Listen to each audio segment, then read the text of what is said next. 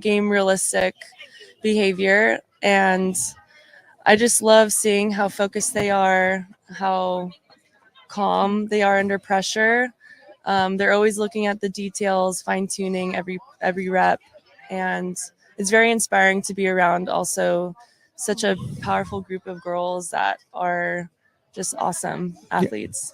And I think, one of the things about this too, Tori, in regards to, I think someone brought this up the other day, is that the Keeper Institute, it's not about like, oh, I'm playing at this level and I'm playing at that level, so so-and-so is going to be training with so-and-so because they're playing at that level, and so-and-so is going to be training at so-and-so that level.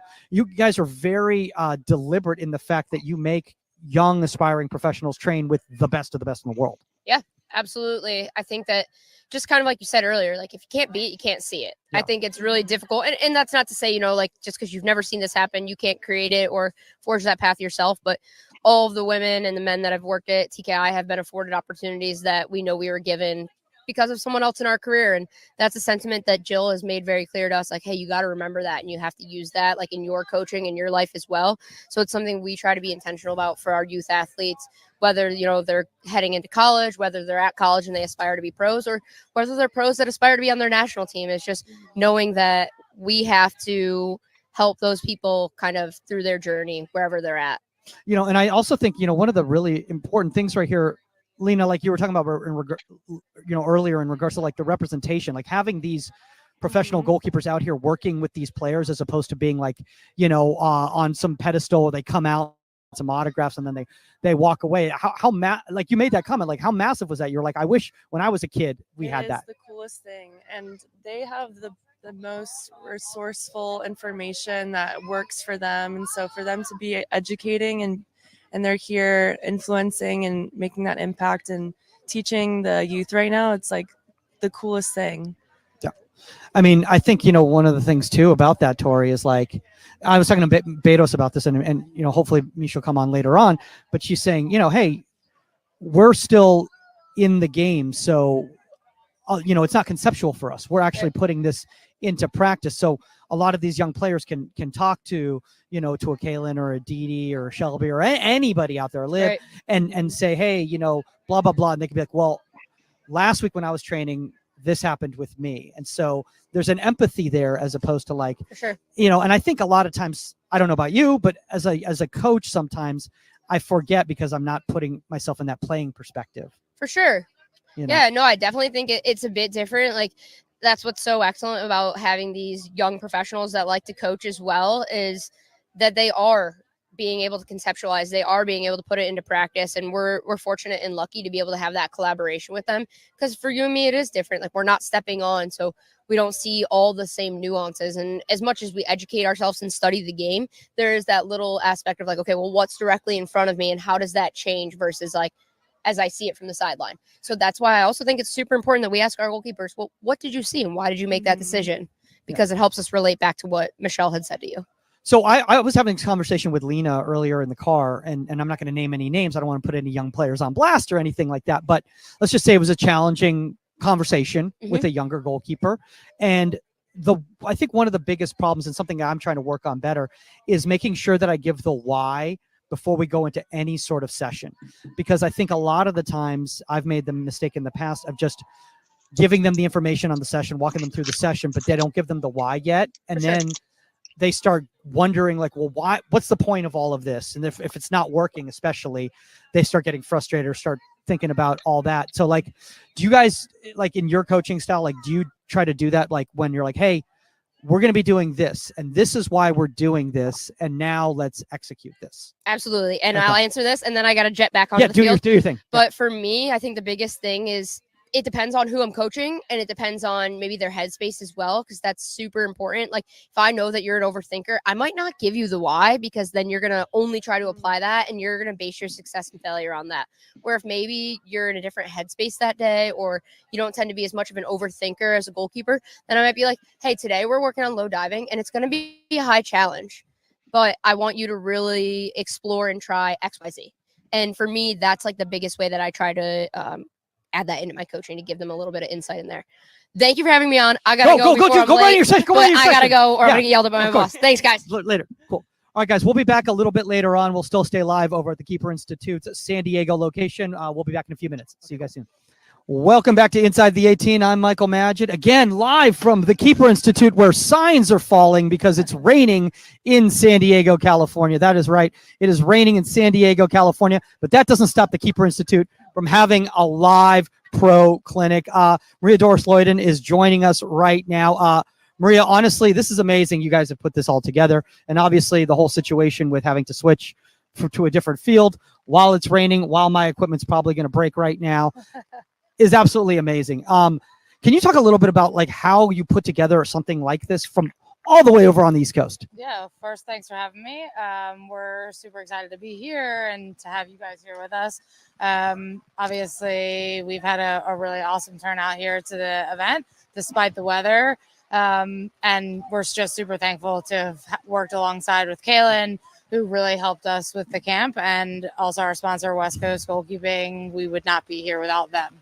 You know, and I think, you know, one of the great things about this whole experience is everything is like, I've seen you all have to work behind the scenes to like kind of make something like this happen. So like, can you kind of talk a little bit of how, because there's a lot of people out there who are probably going like, I want to put something like this together. So how do I connect with the Keeper Institute to put something like this together? And what would be kind of the steps? Yeah, so if you are interested in having us come to run something in your market, reach out directly to us via email, our website, social media. And really the first step would be solidifying an area that we know there's a need for goalkeeper training, which probably is everywhere. And then solidifying a location, a field, and making sure that we can make it happen. Yeah. And I think obviously one of the things about this, like when you're talking to people out there who like want to put something together, like the number one thing is finding a field location, right? Like, yes, finding a field space before you reach out to somebody. Like, how important is it for you to go to a market that has multiple locations? I can't tell you how many times I've tried to put something together. I show up and they're like, yeah, we only have this one field, and it looks like lacrosse is going to be there and baseball is going to be there. But yeah, we can figure it out. Yeah, no, we are super aware of the needs that we have in terms of space, and without the appropriate space, the appropriate goals, the appropriate equipment, we aren't able to do what we do best and provide training for kids in a realistic representative design with field space and goals and balls that they are used to playing with in games. And I think, you know, that's another thing too, in regards to that, like realism. I'm seeing all these sessions right out here, and you've got so many young players out there, and it's not like you change things up because, you know, you've got a big clinic going on. It's basically the same way you kind of run things at TKI, right? Yeah, the curriculum is the same that we would run in our facility at our camps at home, which is a very representative design to provide kids opportunities to work on skills and situations that they will see in games, which is the ultimate goal, is to help these goalkeepers perform here so that they can bring that back to their teams and perform in games. Speaking of that, the elements is something they're going to have to deal with in games. So it's not like we're going to cancel just because it's raining out there, because they're going to have to deal with those situations. Yeah, all these emails have been coming in all week about, are we going to go rain or shine, from these San Diego people that don't deal with many elements, but those of us that live in other areas of the country, we are dealing with elements all the time. So rain or shine, we were going to be here today. Now, you know, speaking of that, like, you know, like let's say you're a club or an organization out there that wants the Keeper Institute to come out right there, and they go, oh, but you know, I only have a limited number of goalkeepers in our area. Like, would you put something together differently if you were going to work with a smaller group than you did here, or would it be about the same? But in terms of curriculum, no. In terms of like the setup of the event, maybe. But obviously we have to have 3 fields here for 85 goalkeepers today. Whereas if it was a smaller group, we wouldn't need that much. So, but we can definitely alter. Hey, everybody. Hey, can you hear me? Can hear you. Hey, can you hear me? Yes. What's up, Ollie? How are you, man? I'm good. Saskia, it's a pleasure. It's a pleasure to meet you too. I've followed you for a long time, so it's definitely a pleasure. Oh, thank you. It's not a pleasure to meet you, Mike. It's a pleasure to meet you. Oh, did you guys not get to connect at convention? No. No. Mm-mm. Oh. No, unfortunately. Gotcha. All right. You know what's like frustrating with the convention? Like, there's so many people you say you're going to meet, or you're going to do this, or you're going to do that, and you get to half of it, and then the rest of it you completely space about, and then you remember like post the whole thing, and you're like, oh, like I should have done that, should have done this, and You can't Oh, get to all of it, unfortunately. I know I had people like, okay, cool, you're here, come over and see it. And I didn't see like Bill Steffen. I didn't see like there were people I just didn't see. Yeah, exactly. Yeah, there's people I was like, I'm definitely going to see you. Yeah, we'll connect, whatever. And then just didn't happen. And there was other ones that I didn't even plan on, and they ended up happening. So fortunately, it worked out. Oh my gosh. I mean that is kind of how it kind of goes with convention though, because it's like there's like so many things that like overlap with each other. Yeah. So yeah, there's so many different things going on, and you get yeah, I want to go to that one and I want to go to that one, but they're both happening at the same time. So how am I going to figure it out? Am I going to split time or just going to sacrifice one of them or whatever? Yeah. And you see some people just running back and forth between classrooms, trying to get snippets of everything. So yeah, I didn't even know where the classrooms were. I was like, yeah, it took me a minute to find them. We were on Media Row the whole time, and so it was like, Yeah. And then I like walked around. I was like, where are the classrooms? I remember when I came over to do another podcast, and then I saw Michael, and I was like, oh, okay, I've got to say hi to Michael. And then we were talking about that they set up the field in the middle of Media Row. Like, I wonder how that's going to work, because there was this kid just smashing balls. It was interesting. Like, yeah, I know, right? And I was like, I don't know how people are going to deal with this and try and get good audio. So it was definitely an experience. Oh, it definitely was. All right, let's get this going here. Here we go.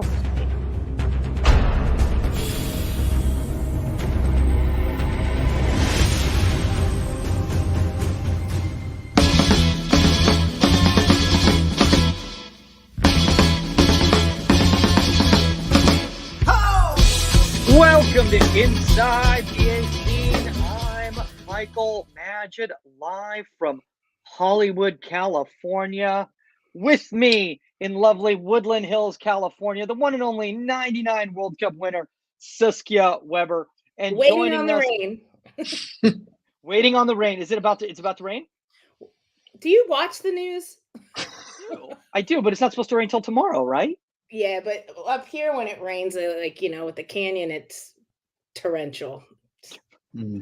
Well, you know who doesn't have to deal with that? Ali Hanif over at Arizona State University. No, we get like 3 days of rain a year, and that's about it. And I think we've already used up all 3 of them. Oh my gosh!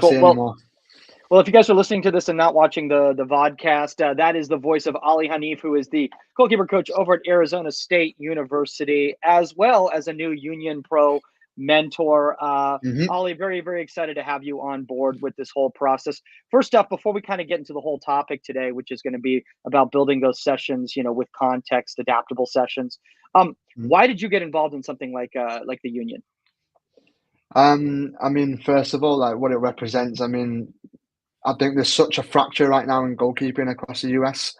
And I think being able to be associated and work with you guys and what you guys are trying to get everything together in one place and have some consistency is too good of an opportunity to turn down and be a part of, And also, I think for people to get reliable information and reliable, consistent messages from one place.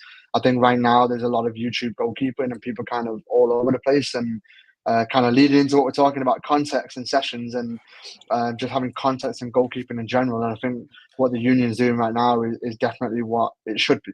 So yeah, it was an exciting opportunity. Kind of came up just me and Michael just chatting away, and kind of spawned from there. What's awesome about that, is Suska and I, we were discussing this last week in regards to the fact that, like, and not to turn this into an infomercial, but short form, but short form content, it's very difficult in short form content to give context. So you really got to utilize social media to migrate people over to get the actual information, to get the actual content, because you're not really going to be able to give it on a traditional social platform, like with 30 seconds, right, Sus?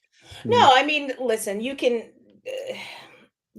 put up a TikTok video, but are you really learning from it? Like, because the long form content gives you the why, and that's such a basis of what we do and what we believe in, is especially with goalkeeping, is the why. Why are you doing this drill? What is the goal of it and the reason? You don't get that in 30 seconds.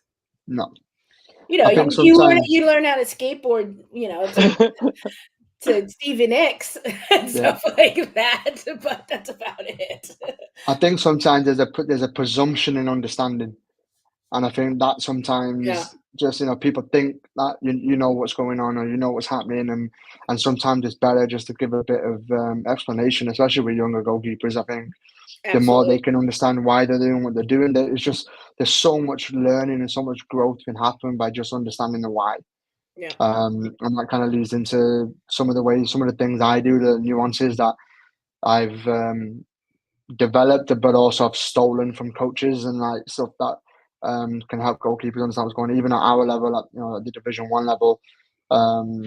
Just because a goalkeeper's at a certain level doesn't mean they know everything, and that's sometimes the presumption that people take. And that's where I think we can definitely help people more.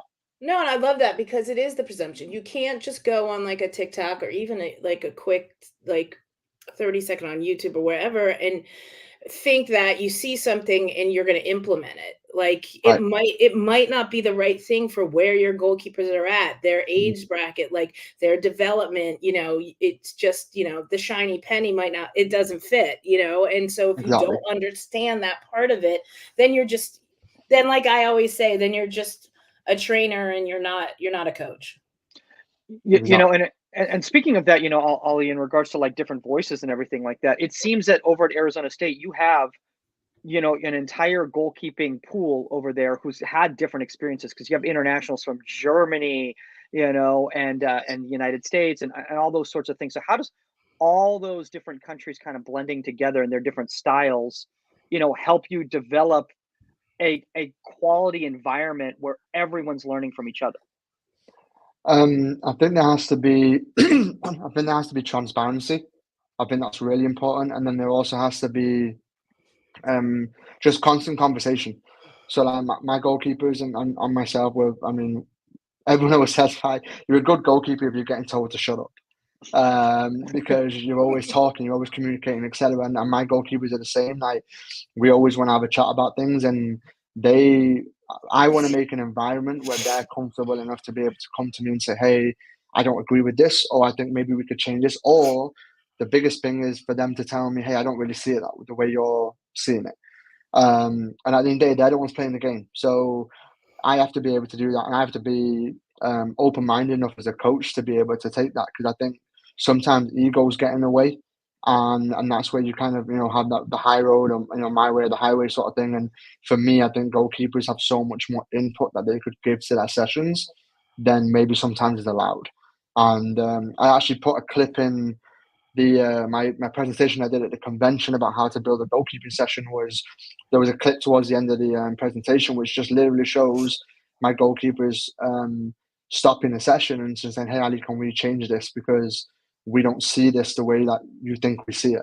And I was just literally like a 45-second clip of them just coming over and having a conversation, and then we literally made the tweaks, and it definitely worked a lot better, and they saw it a little bit more real. So yeah, you just have to be open-minded to having those conversations as well. Yeah, and that'll help them grow to, if they're just doing what somebody tells them to do and they don't agree with it, then it's kind of they're just going through the motions, and it's going in one ear and out the other. And look, we're all coaches, we're all learning all the time as well, and developing as well. So. Oh, Susk, did you guys lose me? No, Susk? not you. Oh, you didn't lose me. Okay. We lost Susk for a second right there. But speaking of that, Ollie, while we're waiting for Saskia to return right there, I think one of the things is that we're trying to develop thinking goalkeepers, and if we want to develop thinking goalkeepers, we have to allow them to think, and allowing them to think is to force them to ask questions and challenge us if anything happens. No, exactly, and I think it's also them being brave enough to make those mistakes, or not get something right, or not, or come to a conclusion that doesn't work out. And I think that's where we have to allow them to explore that, because if they don't, then they're never going to know, they're never going to build an understanding of problem solving. Is that how they're going to problem solve? So for me, I think that's something that we have to allow a lot more, especially with younger goalkeepers. I think that younger goalkeepers need to have more exploratory options when it comes to training versus being told, hey, this is the technique, this is how you have to do it. And I think I that's love where it's a little bit difficult. I love what you just said right there, you know, and we'll get into the topic in a second here, but I want to add on to that because I just had recently a goalkeeper parent reach out to me, and the player is playing at a high level. So you can probably guess what that is on the men's side. And he said he's not being challenged in this environment. And I said, well, you know, can he be training with the older kids? And he says, well, he does, but they're in the school. And this kid is still in the middle school, you know, program, and it's only not until high school before they do the residency for the program. I'm going to get in a lot of trouble right here, but then he said, he's like, well, he's developing a lot of bad habits, and my curiosity is to, as I continue this conversation with this parent, is he developing bad habits or is he trying new things? Because like there's a difference, like. You know, I used to be such a stickler on technique, you know, and over the last few years, I've started recognizing how much more technique is just, you know, something you use to be successful in an action as opposed to the end all to ends all, you know. So that's the curiosity. Also, I mean, this kid might be growing, you know, he might be 6'2" now, you know, and he was 5'8" last year. So like his body, so maybe what looks like him getting lazy or him, you know, not trying, is it just his body's having difficulty handling the same, moving the same, that sort of thing? I think that I completely agree. And I also think that goalkeepers need to be allowed to figure out what type of goalkeeper they're going to be. And then what technically works for their body shape, what works for their speed, what works for their agility, etc. And that's something that I've had to learn over the last couple of years, especially as I was working more consistently with college goalkeepers. They're already at an age where changing technique gets pretty difficult when you're at 18, 19, 20 years old, because you're kind of setting your ways, you're setting your muscle memory, etc. So how can I maximize the goalkeeper's ability by doing what they do really, really well? So, I mean, for me, you know, I might have a goalkeeper who is phenomenal at making a foot save, can't really get down low with a hand, but she might be really, really good at the foot save. When do I allow her to continue to do that? Because if she's been successful at it, I can't moan much about that if she's consistently been successful at it. Now, if it's causing issues, then we have to talk about tweaking it, changing it, etc. That might be help her have more success. But at that age, 18, 19, 20 years old, sometimes they're going to be set in a specific way, and you have to be able to adapt to that as a coach versus asking the player to adapt to that as a player. And sometimes I think it's always one-sided. See, I love what you just said right there, because like the thing is that like if we make it a one-sided conversation, then we're going to have a goalkeeper that's not going to be adaptable in different environments. And obviously this whole thing right here is about, you know, being able to be adaptable within your sessions and show context at the same time. So, oh, hold on. We have a special guest joining us. Sorry, I don't know what's going on. My Wi-Fi keeps kicking me off. So if it happens again, I think it was the rain. I'll go to my phone. Yeah. It's the non-existent rain. They're preparing. That's what happens, Ollie. That's what happens though in Southern California when it's going to rain. Like we can't even handle the thought of rain. No, I remember when I was living in Bakersfield last year. I know, like it just comes out of nowhere and then disappears, and you're back to 95. Like it was wild. It'll probably work fine when it's raining. Watch that. Yeah, exactly. It's crazy. Sorry about that, guys. No, you're fine. So let's get into this topic, and today it is about building adaptable sessions with context. So first off, you know, Ollie, obviously at convention, you know, you had this presentation and everything like that. You started this off with this whole conversation. What do you mean by this conversation? Is this a conversation for us as coaches to have?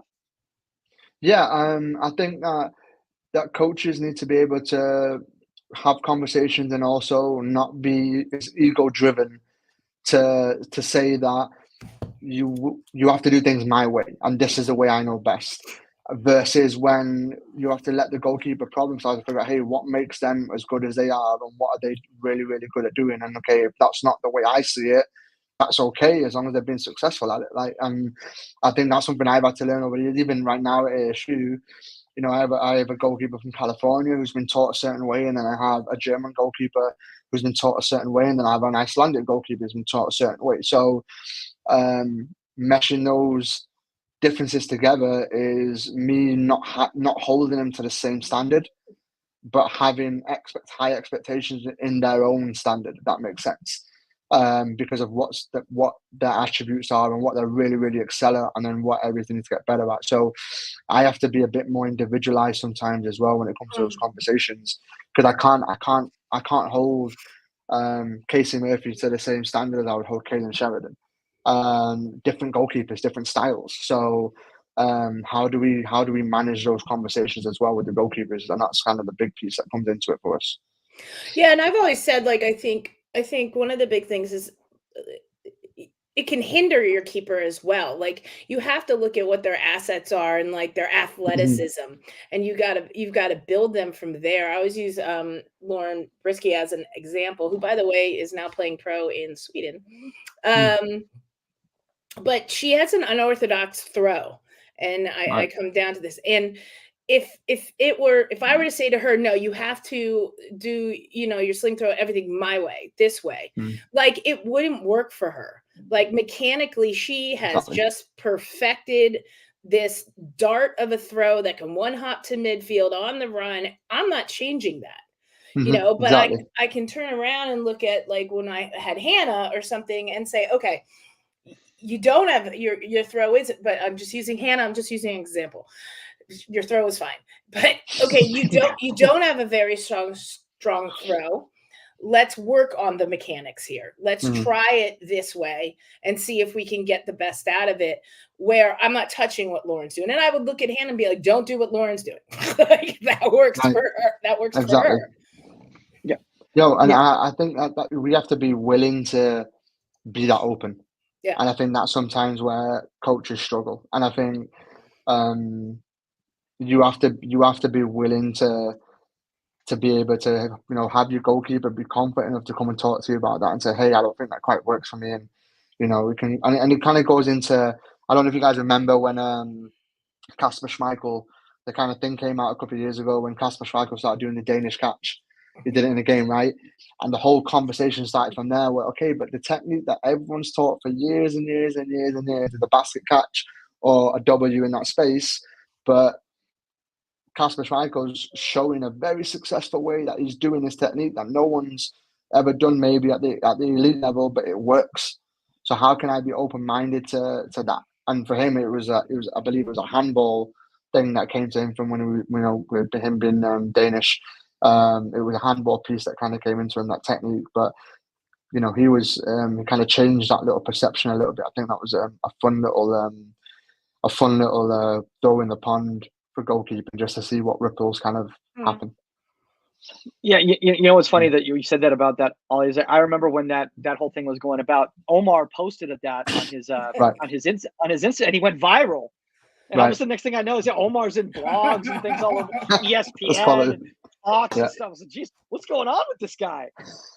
I know it's the middle of a pandemic, but do you guys have anything else to cover? No, I'm kidding. But it was cool because it did invoke thought. It did make people question. But the thought is here: at what level? Okay, so Kasper Schmeichel's doing this, and am I going to take a am I going to take a Kalen Sheridan who's doing that basket catch, and say, no, don't do it that way. Do it this way. Do it my way. It's the new bell and whistle. Why? Right. Why? And so, not necessarily, it's not a better way. It's just, it's efficient for Kasper but then you have younger kids, and it's the same thing as like the spin move to get up or kicking a leg up, like what, like as a younger kid, give them the option, see what works better. You know what I mean? If this is more efficient for them, then your little goalkeeper Paul might do it this way, and your little goalkeeper Anne might do it the other way. But you have to have the ability to coach multiple different ways and see what fits for the goalkeeper you're coaching, the individual. No, you're right, and I think you also have to. I always tell my goalkeepers, right? We want to provide you with a toolbox. Pick your tools. Yes. And depending on the situation, depending on what you're doing, depending on context, whatever. But my job as a coach is to give you a toolbox. And is to have you. When it comes to distribution, you're talking about the throw before, and I say to my freshmen right now, like, hey, let's work on a couple of different techniques and let's see which one works for you. But at least you've got options. So when the situation demands it, you're not going to just do it one way. You've got different ways you can do it. And the same thing comes to distribution. Like, it drives me nuts here in the States, especially. So many kids get taught how to punt a ball, and it's just the only technique they get taught, so they never know any other way of doing it. And people who know me really well know that I hate saying that word, because it's if I have a dream in American soccer, is to one day eradicate that word from goalkeeping completely.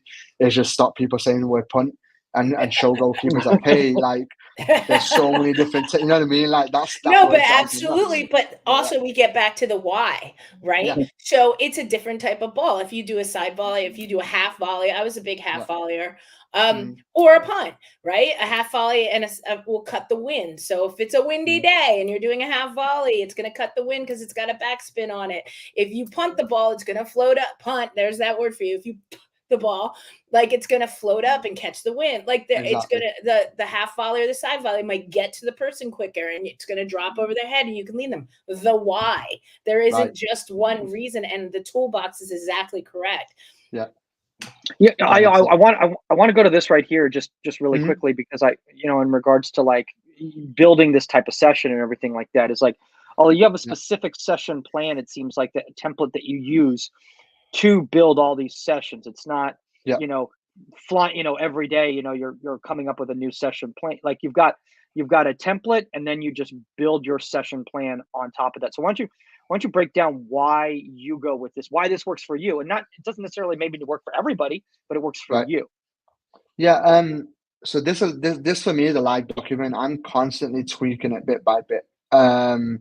And it might be because I've seen something else I like, or it might be because of my group. There's a dynamic change, etc., or my environment's changed, for example. So I might have to make tweaks to this document. But for me, when I have my session like this, I write my session out with a pen, because I'm old school. I don't like building out sessions on quick goal or whatever. Like, I have to do everything. Look at Saskia with her pen. Yeah, like I have hundreds of sessions all written out. But I will tell you that there is actually there's a fact across the board that to write something down commits it to memory.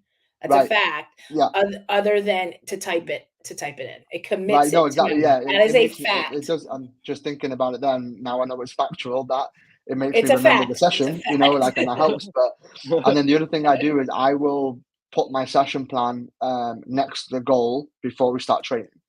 I've done that for like 4 or 5 years now, where I believe that if my goalkeepers can get some context of the session about what's going on, this is what we're going to be doing, this is where we might have to be thinking about psychologically because of the workload, or we might be doing a ton of 1v1s today, or it's going to be a lighter session, etc. I want them to build out some context and some why about what we're doing today. So I've done that now with my youth goalkeepers up to all of my college goalkeepers, that I want them to know what's going on in the session before we start, because I feel like that's going to help their game understanding grow. Back to what Saskia said earlier, is the why behind what we're doing. So I'll have a topic in there, I'll have some coaching points in there. I'll say, hey, this is the context of the session. Like, so for example, we might be dealing with a high press on the top of the 18. So this is where the session's built around that, get the tactical moment in the game. Or it might lead to, hey, we're just going to be very technically focused today if we want to clean up some areas. But I want to give the goalkeepers a why, and I want to give them context on what's going on. So that just writing it out and giving it to them is really important. But also for me, kind of holds me accountable. I'm actually planning what I'm doing. I'm not on the fly, and I'm not picking out drills out of my head. You know what I mean? Like, I've prepared everything for my session. And I'm noticing here, so kind of as we're kind of watching everything, I'm just going to pause this really quickly right here. Yeah. It seems like, and Saskia, if you want to add on to this as well too, it seems like there's a difference. And I think a lot of the times, a lot of young goalkeeper coaches see announced service as activations as opposed to an actual activation phase before you even go into announced service. Yeah, I think that also some coaches get confused between a warm-up and activation. And a warm-up is you physically getting your body prepared, right? So you're jogging, you're stretching, etc. Announce for me is doing something that's going to get the goalkeepers moving, working with their feet a little bit, working with their hands a little bit, making some decisions. But ultimately, I want it to be something competitive, because I want the session to start off on fire. Like I want them to be competitive against each other, because at the end of the day, between the 3 or 4 of them, only one's going to play. So how can they be competitive through the session? So, you know, there's little games I'll see and there's things I'll pick out. Some of it's related directly to the topic of the session. Some of it's not. Some of it's just something different. And the goalkeepers also have their favourites as well, the things that they know are going to get them going. Very lucky. They love spike ball. They love playing spike ball. So, and then we'll do a version of this with a dummy, for example, and just get them moving around with the ball and just messing around. But again, gets the session going for me. Wow, you know, sometimes you learn something new every day. I never even thought about that. You know, this is a head exploding moment in regards to that activation. Whoop, I think we just lost Saskia. Oh, I'm here. Oh, You're back? oh, got back. You're on my phone now. I gotta call Spectrum and yell at them after this. Oh my gosh. That's I was just gonna say, you know, I don't know how much that you caught right there, but like I never thought about the fact that like warm up, no competition, activation, competition. Mm-hmm. Yeah, but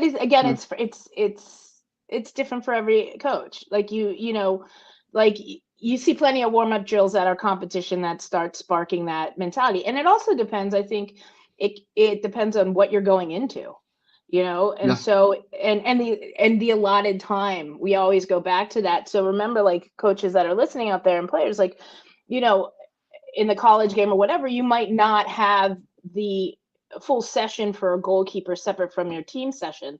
So if you know that you're going into something competitive with the field players, then you might have to add some competition within your warm-up just to start sparking that mentality. But you know, it really depends. It can be either or. It doesn't have to be one or the other. Like sometimes yes, and sometimes you got to wake your keepers up. You especially when you've got a 7 a.m. session, you know, like you've got to get them going, right? Even if they're having a coffee or not coffee. But the other piece for me is sometimes I feel like that warm-up phase, that jog and the stretch, especially after the goalkeepers had a look at the session, I want my goalkeepers to have that 2, 3, 4, 5 minutes to themselves, just to get themselves in the right headspace. And it's different with a field player, right? Because everyone's chatting to each other and, you know, et cetera, et cetera. But for the goalkeepers, they're going to be together as a group now for the next 45 minutes. But I want to give them that 2 or 3 minutes at the start of the session to, okay, let them just focus on themselves for a minute and let them psychologically get themselves into a space that they want to be in before training starts. So that's the reason why I separate it the way that I do. Yeah, no, and sometimes for me, when I was at UCLA, like some days I would make them go with the team for the jog and stretch because they are so isolated a lot of times that I'm like, I want the camaraderie, I want the team aspect, I want you listening to your captains and stuff like that. So I'm still here. Okay. All right, you're back. Okay. You're back, Sus. I didn't go anywhere that one. The screen's gone, but I'm here. That's unbelievable. That's unbelievable. Better be a good rainstorm. I don't know. All right, so let's move into the announced aspect of this, because you know, now we've competitive juices are flowing. You know, somebody's been a winner or a loser. Now somebody's not happy about that and they want to get it going. Usually it's me. Like usually, like I haven't had a good game of soccer tennis right in like 6 months. Like it's been terrible. Don't know what it is. I just can't win. And Pauli and B and Olivia, like the 3 of them are so funny because they love beating me. Like it's their favorite thing to do. So like when it happens and I'm just sulking and I'm like, okay, whatever, like let's move on. And you know, like I'll be a little bit petty sometimes, just a little bit like, okay, we're not going to play a third game. I'm over losing now. Let's move on. And then as just the environment, right? I mean, it's a relationship you have with the goalkeepers, and I'm fortunate enough that my goalkeepers here at ASU are a phenomenal group. By the way, just the fact that the satellites are having issues with the Wi-Fi already, whoever's got sessions with me Thursday and Friday, probably not going to happen. Just want to let you guys know that right now. If the storms are already affecting the air, and it hasn't even started raining here. All right, let's talk about announced service now, because you're saying this is purely technical. So you want them just to focus on mechanics during this. It's not game-like in any way. No, this sometimes it's going to be game like, and then most of the time it is pretty technical. But the other piece for me that I always say to my goalkeepers, and for the life of me, I can't remember who told me this when I was a lot younger, was play the serve, not the drill. And for me, there's a amount of goalkeepers that, when you're watching a warm up, for example, right, when we're out recruiting or wherever, maybe you watch a warm up and you watch a goalkeeper, and that ball goes to the right of them, and they were expecting that volley to come into the W, they just let the ball go, and it drives me insane because I want it drives me goalkeepers, crazy. like exactly, and like for me, I want the goalkeepers to remember you're a goalkeeper. Like you're not what this exercise is making you do. You're not what just this technique is. You're a goalkeeper. So how can you play the serve and actually be paying attention? So I'm constantly badgering my goalkeepers about that and telling them, hey, let's play the serve. That's 100%. Like a good example would be on crosses or something like that. Yes. Like, okay, this cross is not going to come in the same spot, same perfect every single time. So are you going to make a half-ass effort for the cross? Are you not going to go for it? Play the service. Like, because it's not going to be perfect every time. Ball's not going in the upper 90 if you're doing certain shooting drills every time. You got to play the service. And I hate when goalkeepers do the drill. Yeah. Like, it and that's drives me something, crazy especially with too. younger Drives me goalkeepers. crazy. Like younger goalkeepers need to get. I think that's where it gets lost sometimes. And younger goalkeepers need to get told it more because I think it just improves your ability to actually pay attention to what's going on, and it kind of puts you on the spot a little bit. Or if they don't go for a rebound, like Right. okay, you gave up a rebound, and in your head, okay, well, let's say it's a multi-shot thing or something. I'm supposed to get another shot. So all you're thinking is, how do I get up and go to get that other shot? Go play the rebound. Like you just dropped the ball. Yeah. No, yeah. I'll wait so for important. you. Yeah. No, exactly. Yeah. Like we're not going to move on to the next one if we're still playing your situation. So it's important for the goalkeepers to get that. And yeah, the other pieces for the goalkeepers that just it's short, sharp movements. It's little bits of coordination, like here and this one would be. It's just some handling, and she's just working on just getting her legs pumping a little bit as well, moving up and down, and not necessarily everything that she's going to do in the game, but there's going to be little bits that she is going to do. So it gets her moving into the next rest of the session. So like B is a very good goalkeeper, and she's someone who is very hell bent on her technique. She wants it to be perfect, and she's something she's constantly working at. She's very good at it. But yeah, so it's got to be technical. It's got to be something that gets the goalkeepers. They have an idea of what's happening and they know where the ball's coming from. I want to talk about this though, Ollie and Saskia right here, because I think one of the things is that we're talking about building context into the sessions, right? Mm-hmm. Well, a lot of the times, if you've built a session where you're literally walking through it and you've shown the goalkeeper to catch that ball and toss it to the side type of a thing, well, now you're developing those instincts in them. So when they go into these announced activities, that's how they're going to react. They're not thinking from a game standpoint. So you need to redesign your activities to be more game-like, even when it is announced service. Yeah, no, for sure. Oh yeah, absolutely. I also think that sometimes you have to find a balance between what are they actually going to see and how realistic is it? Because so here's an example, right? I'm sure we've all done like a multi-ball drill, right? Where we're going to get a volley from here, you're going to get a volley from here, you're going to get a volley from here. But for me, what is the goalkeeper reading to make their movement from one position to the other? So what's initiating it? What's the trigger that leads them to go from one moment to the other? So sometimes that's where goalkeeping gets lost a little bit, and the exercises don't look like the game and their movements not like the game. So even me, when I was a younger coach, I look back on sessions I did 5-10 years ago, and I get annoyed at myself because I'm like, I didn't think about the game and I didn't think about what they were doing. So, and what are they actually paying attention to? So that's something that I'm constantly thinking about. And yeah, I still get it wrong. And I'm lucky enough that I got goalkeepers who will tell me like, hey, we don't really see that. Like, why, coach, have you got this set up this way? Like, and again, I have to be willing to listen. That's really, really important for me.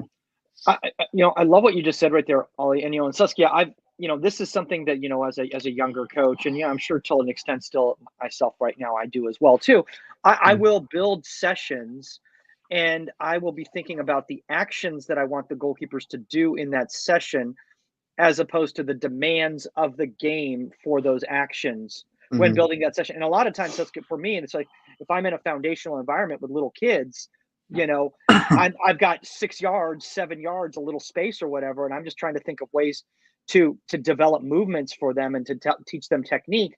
But I'm kind of doing them a disservice because the dimensions aren't right. Yeah, but I think again, there's the developmental phase. There are phases you have to, you know, and those little kids, they do need to do the repetition and hone like a certain amount of body balance and technique and get rid of bad habits or no habits. Like, I mean, you could go as simple as going down on your knees. Like, we can break this down all the way down to like beginning goalkeepers really young. And so there's a place for that, Mike, and there's a place for that repetition and that stuff. You can go to a kid that young. God, how do you? What, their games are crazy.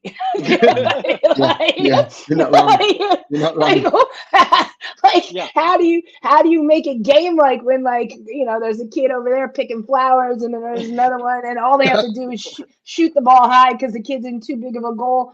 So I think there's like a place for it, you know. No, I completely agree, and I think for me it's more about realizing this: how quick or not so quick is the game going for the level that you're working with. Yeah. And I think also what you're going to see, and actually I had somebody at the convention ask me a really interesting question about they were working with 8 or 9-year-old goalkeepers and they were struggling with the services that they were giving these goalkeepers, and I was asking them, well, who's giving the service? Is it yourself, who's a 32, 33-year-old coach? You're going to hit it a certain type of way, or are you having the other goalkeepers in the group also give services? Because the reality is, if you've got an 8-year-old goalkeeper, you're going to have an 8-year-old hitting balls at them exactly in games, right? So sometimes we get lost, right? That 8-year-old's not hitting the ball perfectly, so I'm going to jump in and do the rep instead or service. But that's what they're going to see in a game. Right, exactly. So, and I told the coach that, hey, like, maybe think about letting that other 8-year-old goalkeeper do more services, because the reality is that's what that kid's going to see in the game. They're not going to see a 31-year-old belting balls at them at like perfect technique every time and everything else like that. Sometimes you have to just let them happen, and it's not going to be perfect. I had this conversation with the coach when I was coaching club, and he came up to me, the young kids, and he's like, you know, really having an issue, like, you know, whatever the goalkeeper was, he can't strike a really long ball. Like, do you know what I mean? Like, yeah, a goal kick. And I'm like, okay, I have your keeper for like 30 minutes, like once a week. But I'm like, yeah, and none of your field players can strike a ball either. So like, I'm like, so when you're working on long balls and stuff, like, put your goalkeeper in it as well. But I was just like, but this is the age. And so if you're upset that your goalkeeper isn't, I'm not going to sit here for the 30 or 45 minutes I have them once a week and strike long balls. I'll implement it, but you need to work on it too, because your kids can't strike a ball, you know, and serve a ball. I mean, and that's you know, that's an interesting thing, Ollie, in regards to being building an adaptable session type of a thing too, because like, if the club is not doing a certain service, you know, and now we're talking obviously more foundational or whatever, we need to add that into our environment in order to develop that for our goalkeepers. If the club is not doing that. I mean, but I think what Ollie's saying is like, we can't sit there with like a player and serve in these perfect high long balls, but not identify the fact that 90% of the balls they're dealing with that get sent in a game are not that kind of a service. So yes, exactly. You have to develop the proper technique, but you also have to identify, well, most of these balls are going to come bouncing in. Most of these balls are going to be through balls. Most, you know, whatever, because the kids can't hit the service. So yes, develop the technique, the foundation, but also identify that's not what you're dealing with 90% of the time. No, exactly. And I think that can sometimes come from how you potentially compartmentalize your session. So if you go into the live part of your session, what we call, where we kind of, you know, rebound live and anything can happen like it would do in the game. Maybe that part of the session is where the coach just pulls himself out completely. and just let the game happen. Because if you do that, then the goalkeeper's going to see various situations with players the same age, and they're going to see things that they would regularly see in a game. And the coach doesn't need to influence that. The coach can just step out and just let it happen. So, that's something that I think everybody has to consider at some point in a time. Like, when do I pull myself out to let them develop the way it needs to develop? I will say this though, in a goalkeeper's defense, and especially at in a college level and stuff like that, because we used to do that all the time at UCLA, but they better be going game speed, because you've got a through ball coming in, and whatever you're working on in Sunshine Fontes takes 7 touches in the box and then buries your goalkeeper into the back of the net. I'm like, really? Because that's going to happen. You better either you go game speed, 1, 2 touch, 3 maybe out of the rebound at the most. Don't bury my goalkeepers into the back of the net because you're not going game speed and you don't have the defensive pressure on you that you normally would. So that's up to you as a coach too to instill. Just getting the goalkeepers back on that one. Yeah, exactly. Ollie, I want to ask you this question because, obviously, there's a lot of young coaches out here who listen to this who are in club environments, independent club environments, which is a little bit different than being in a university environment or professional environment. And we're talking about being able to be adaptable with our sessions, but still give the right context. One of the biggest issues I find at the club level, the independent club level, is that the goalkeeper sessions are a lot of times are age-based as opposed to level-based. So you have an 8-year-old whose demands of their game are very different than the demands of the other 8-year-old. And now you're asking that 8-year-old to strike the ball on this goalkeeper, but it's not realistic to their demands because they're playing at different levels. Yeah. I wouldn't let that. I did not let that happen when I was doing club. No, and I think you've got to find a balance, right, between splitting up by ages and by levels, but then also there has to be a way for the goalkeeper, the one that's developing or not developing as quickly or whatever you want to call it, but how can you help them aspire to get to the next level? I think sometimes if you separate too much, it gets really difficult for that goalkeeper to realize there's another level for them. So sometimes you have to mix up a little bit, and sometimes you have to let that goalkeeper mix in with the goalkeeper that's a bit better than them, and vice versa, because it's going to help them aspire a little bit more, especially build their confidence when you're an 8-year-old, 9-year-old. I mean, I remember I had a kid in Kansas City, little Eric, most confident 8-year-old I've ever met in my life. Like, he would be happy to jump into a session with U19s and not be scared. Like, this kid was honestly the most confident kid in the world. But like, for him, it was trying to manage him in terms of, hey, like, this is where you need to do right now because we need to get better in this area with the 8-year-olds and 9-year-olds, and then we'll push you up a little bit to the 10-year-olds and kind of see how you do there. But it gave him an aspiration to want to push himself a little bit to get to that next level. No, I agree with that. I think that, but I think for me, it was also the identification by the olders to the youngers.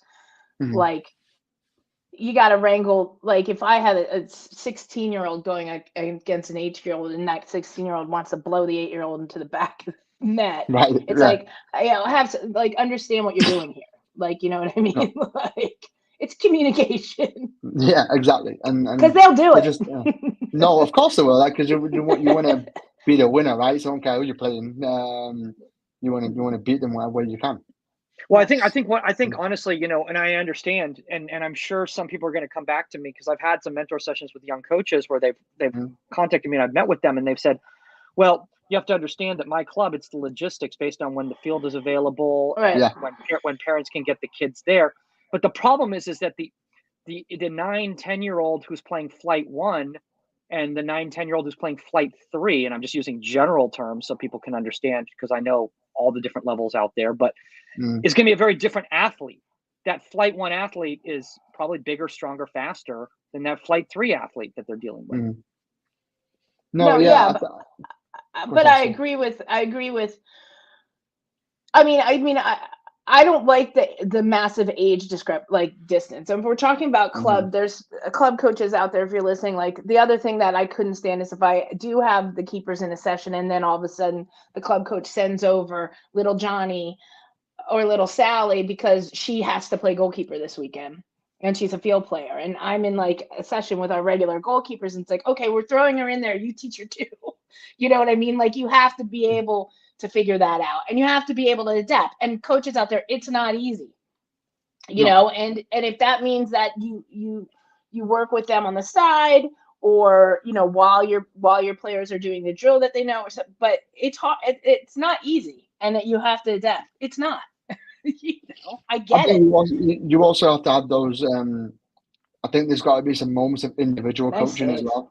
Like, sometimes you can master the Absolutely. whole group, right? And you can master the whole group and say, hey, everyone's going to do this. And then Exactly. as a coach, I've got to recognize, okay, maybe little Johnny needs a side conversation about, hey, I want you to focus on this area or that area, Exactly. or we're going to work on this because I think you're excelling.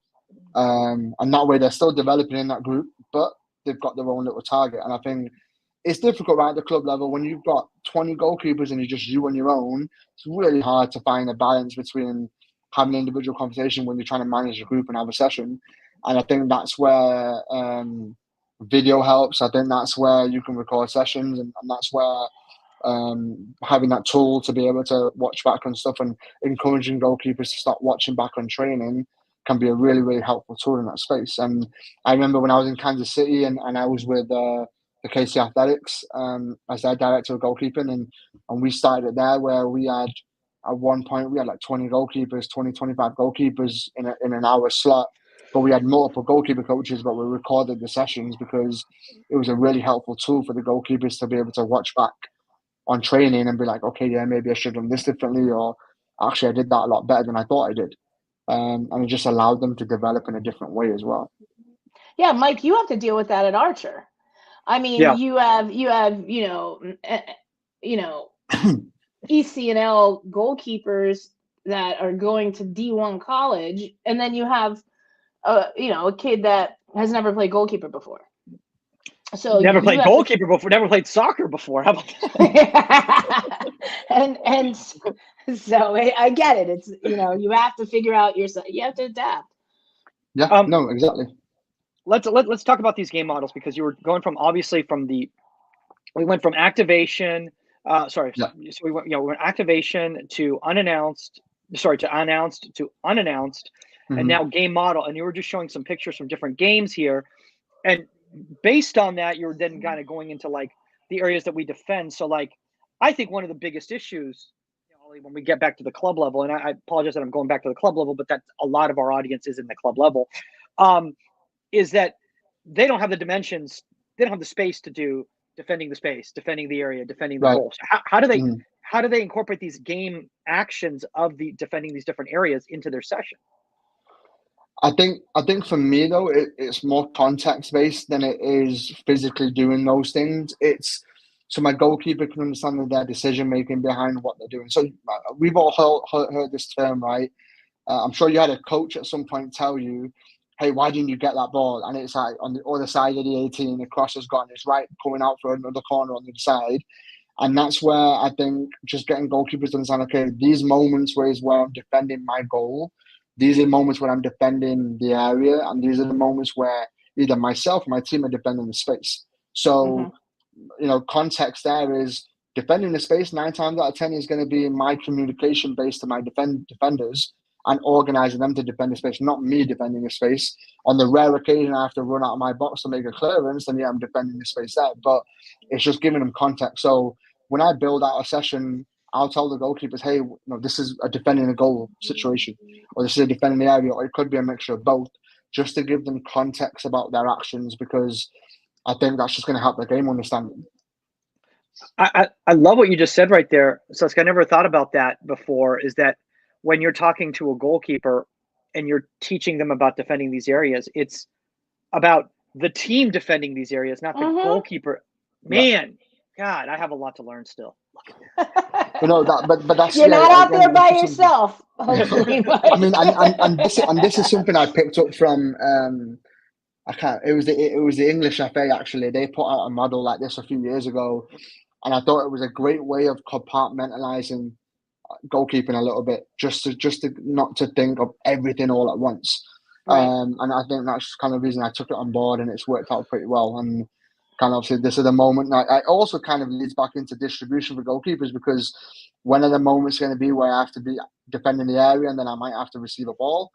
it might happen when it's defending in the area and defending in the goal, obviously defending in the space as well. So just giving context to the goalkeepers about when those actions are going to be demanded of them.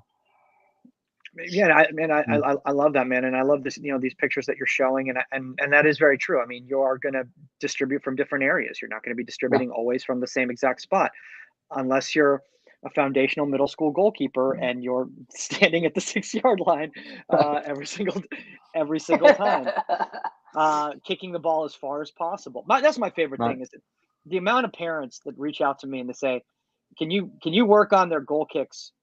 Kicks. If they can't kick them that far, and I go, how many times are they asked to do that in a game? Like, how many times in the modern game do you see goalkeepers kicking the ball as far as possible with no context? But I think the thing that irritates me the most with club coach and club coaches, is it about development or is it about the win? Because then what you do is you see them bring their big leg in and say, Jill will boot the ball. You know what I mean? So you just stand in the goal. So how's your goalkeeper develop? you know, period. No, but it also goes to the conversation of, again, back to toolbox, right? We want to develop them to be able to have a toolbox in the way they distribute the ball. So that's so important. And even Pauli, for example, a coach starting goalkeeper, she had just over 2,000 passes this season in a 20-game span. And if I went back on all of them, maybe out of 2,000, she might have had maybe 20, maybe 30 passes that went over 40 yards. Everything else was short, sharp, 10, 15, 20-yard balls. So, again, that's an example of people sometimes get hell-bent on that idea of being able to kick it really, really far, which, yes, is a great tool to have, but it's not the only tool. And it's not going to be the only thing that you do. Actually, this is the video I was talking about earlier with you, Michael, that just a little conversation. We stopped the session. We were doing a session on scanning for cutback moments. So can you find a moment to scan runners in the box before the cutback ball happens? And the way I'd set it up, it wasn't working the way I was hoping it would. And the goalkeepers came in and had a conversation about what they were actually seeing and when they were finding moments to scan. So we made a couple of tweaks with the pennies here and on how we were, trying to, for example, we had one of them putting up a pink penny or a green penny, and the goalkeeper had to shout out which penny they saw. So we recognized that they scanned, and then we just kind of tweaked it a little bit because it helped them kind of understand a little bit better from what they saw. So yeah, they were really, really good about it. The funny thing about that video is two of my goalkeepers are like all about the conversation there, and my freshman, she is more observant, so she wants to watch and see what's happening before she has her input. And she's just, and again, she's a freshman, so she's kind of learning a little bit more. And that was a really, really fun, very humbling video as well to look back on when you're watching training, just to let that happen. By the way, I really encourage anybody who's listening to the podcast right now, just on the audio, to really watch this session and really watch, everything in this presentation, because there's a lot of great images in this presentation here, Ollie, if people missed it and everything like that. Siska, I like what Ollie said here about how much do you hear and listen to your goalkeepers, because I think there's a lot of coaches out there who listen to their goalkeepers, but they don't hear their goalkeepers. If you know what I mean by that. No, absolutely. And again, you have to understand what they're seeing from their perspective, and you might not be on the same page. And so then that session gets lost in a sense. Then they're just going through the motions to get through it. But if they're like, we're not able, to use our peripheral, not able to really scan, the way this is happening, maybe we can tweak this a little bit. You got to be open to it, because if you think they're seeing what you're seeing in your head and they're not, then it's a wasted session. Exactly. Or you're also teaching bad habits and you don't realize it.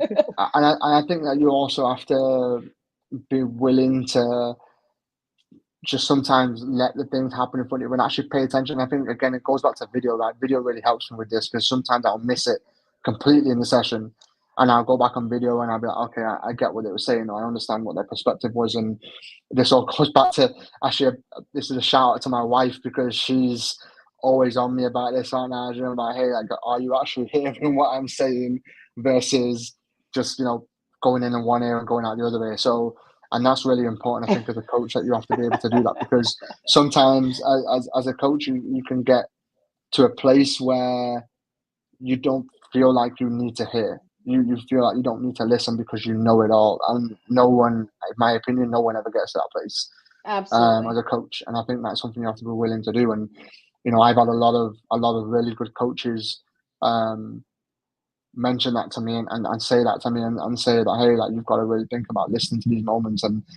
coaches who've done it, you know, and helped me grow in that area exponentially.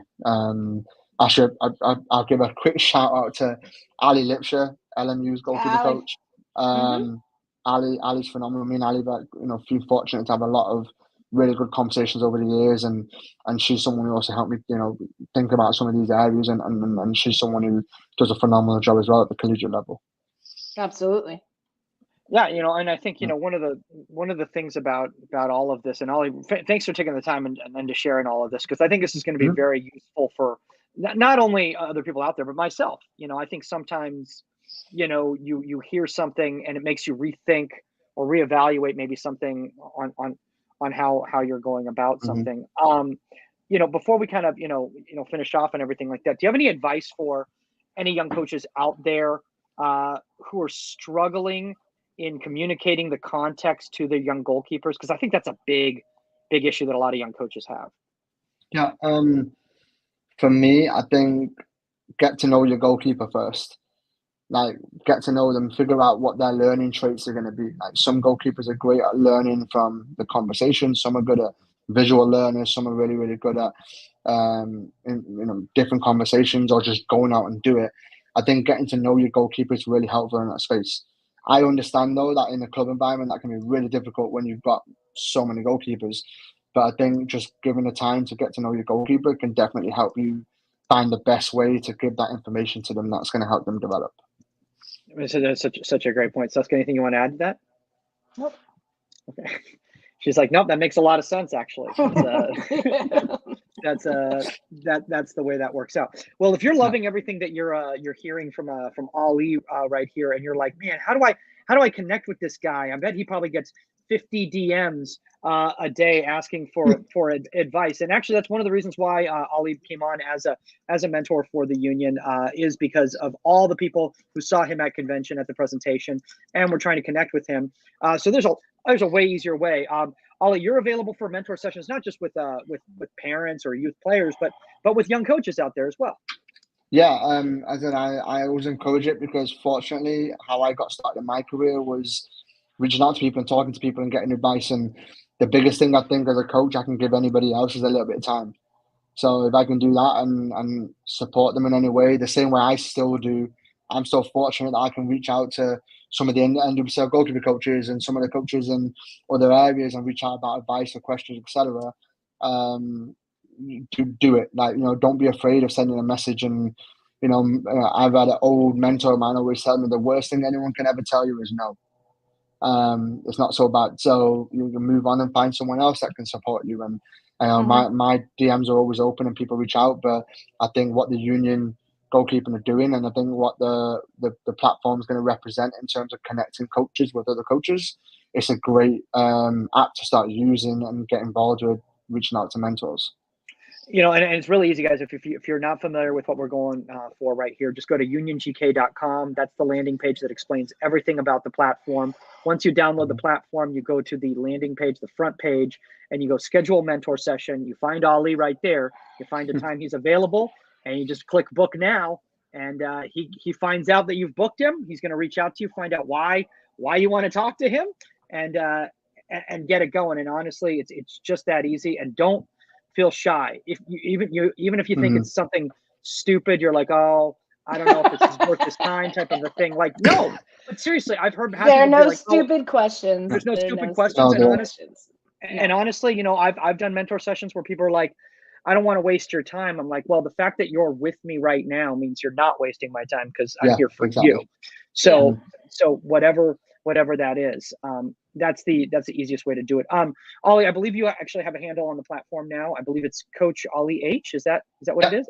That's right. Yeah, that's my handle on my Twitter. It's also, or X, or whatever you want to call it, and then also my handle on Instagram as well. Like that, I put coach education and just information out there as much as possible, because I feel like the more information out there that people can pick and choose what they like or what they don't like is helpful, right? So and I'm lucky that I've been able to connect with so many people because of the information people put out there. So yeah, I'm gonna reach out if anyone has any questions, anything they're wondering about, and I'd be happy to to connect with people and have a chat.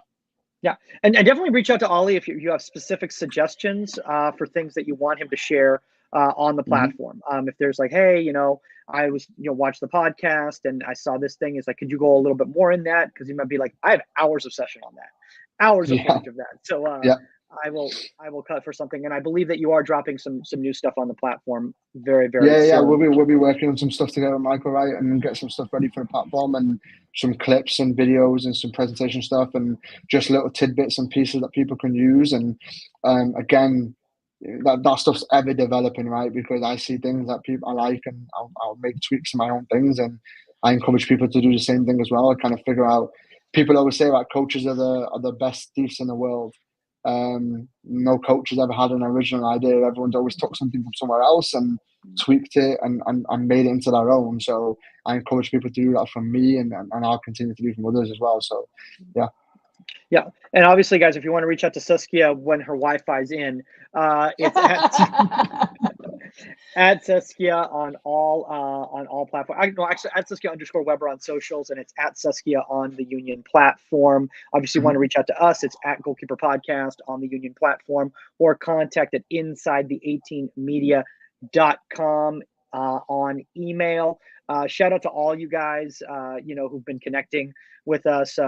People recommending people like Ali to come on board and everything like that. We're really, really excited to be bringing in this new group of people. We have another goalkeeper coach that we're about to announce in the women's game as well too, and she's fantastic. So we're very, very excited to have her on board. All right, let's get out of here before the rain starts, guys. Thanks, Ali. Yeah, you're welcome. Thanks, Saskia. It was great to meet you. Great seeing you. Absolutely, reach out anytime. For sure. All right, that's all the time on Inside the 18, and we're out. Later, guys.